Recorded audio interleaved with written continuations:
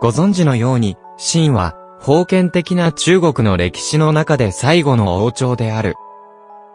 秦の前身が、黄巾と呼ばれるのは、秦を建てたのが、満州族で、当時は、賢州女直と呼ばれた、女真の一部であり、ヌルハチは、賢州女直の貴族の家に生まれたからである。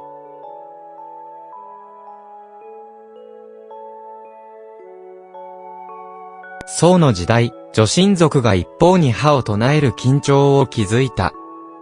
満州語で、愛新行呂氏は、金のような名字という意味なので、もともとは、黄巾という名前だった。しかし、本泰寺はなぜ国号を秦に変えたのだろうか。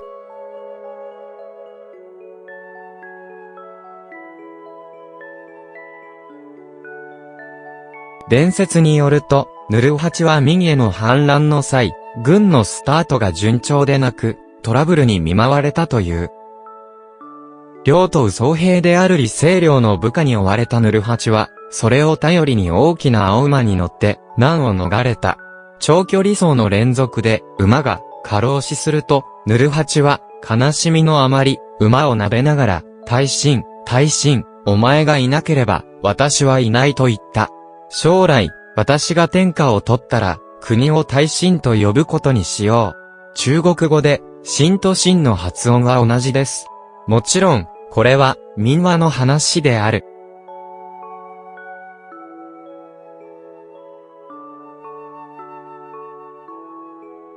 本泰寺が、秦に改名したのは、中原の優れた、歴史文化である、五行思想の影響を受けたと言われている。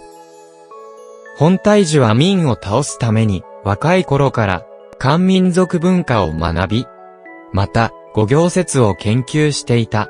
一般に、木、火、土、金、水などの五行は、相克、相生、すなわち順次、相生、隔てると相克となり、水が木を海が火を消す。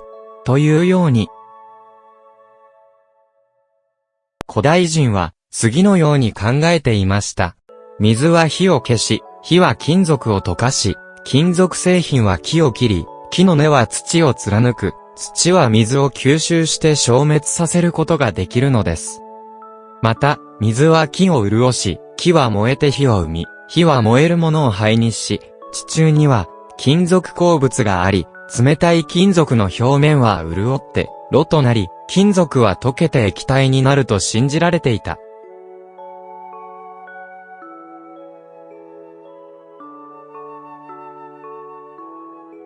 秦はもともと黄巾である明の明は火に属し、火と金は相克。ヌルハチは円数漢に敗れ、漢の字も火に属します。その後、女真族は満族に、金は秦に変わりました。満秦は、すべて三点水、水は明の火と対峙し、やがて明を滅ぼし、国を統一して、歴史を塗り替えていったのである。また、本泰寺は、漢民族の歴史的記憶を薄め、反漢を払拭するために国号を変更したとも言われている。金は中原を統一するために、多くの残忍な手段を用いた。本泰寺が禁州を破った時、3日間で13万人を殺害した。その結果、漢民族は金に対して、恐怖と憎悪に満ち、確かに金の支配には不利であった。そこで本泰寺は、その史実を曖昧にするために、国名を秦に変えたのである。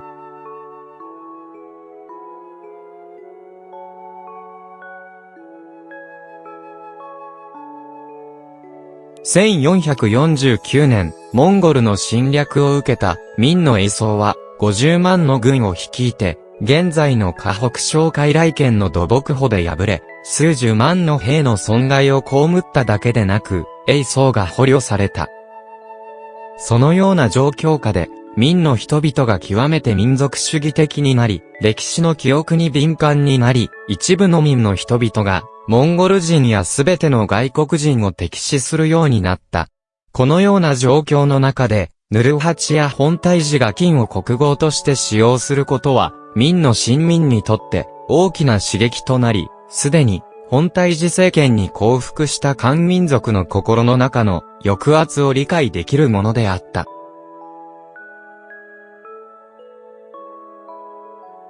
一方で、金の加願本体寺は民にとって変わるという野望を実現したかった。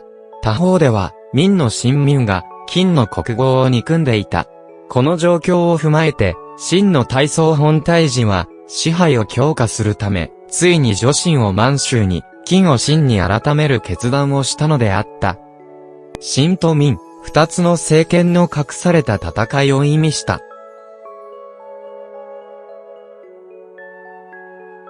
では、秦という国号の意味は何ですか？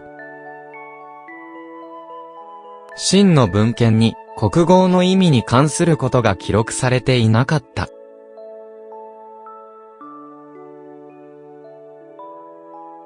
まず、満州側から見てみよう。金から秦への発音変化は、漢民族の金に対する反感を和らげるだけでなく、金自身の自尊心を、ある程度は、ケアしながら、国の発展を促進する。だから、満州全土の人たちに受け入れられるはずだ。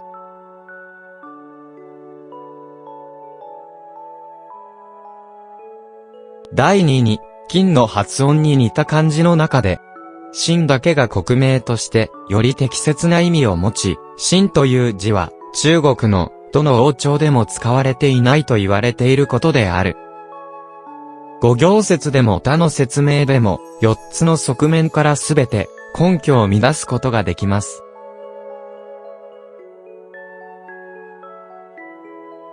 第一に、五行説で考える。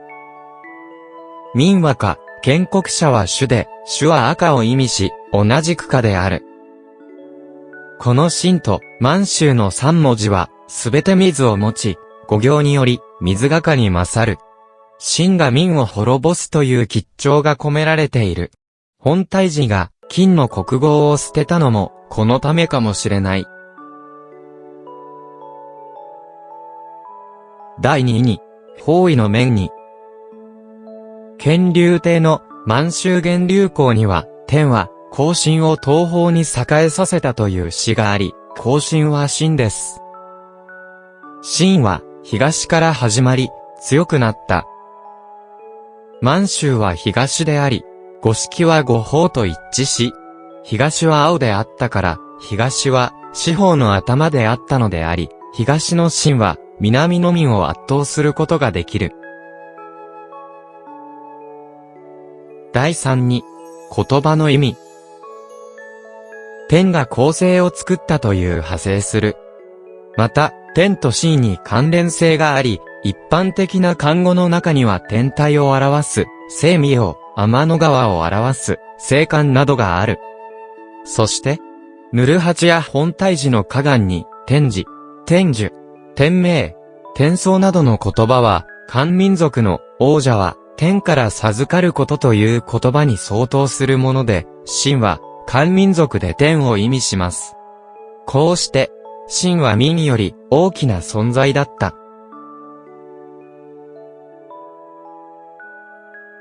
第4に、政治的側面。秦は、王者のようなスタイル、王政のような理想を表すことができます。政治は平和で豊かな、西安は清らかで穏やかな時代を意味します。清明は、秦の時代からの固定された組み合わせです。二十四節気でも清明があり、秦は民の前や上に存続します。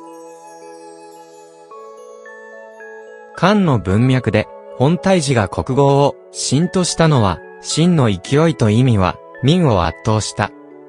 金から秦への変化は、彼らの綿密な思考と、野心的な計画を反映している。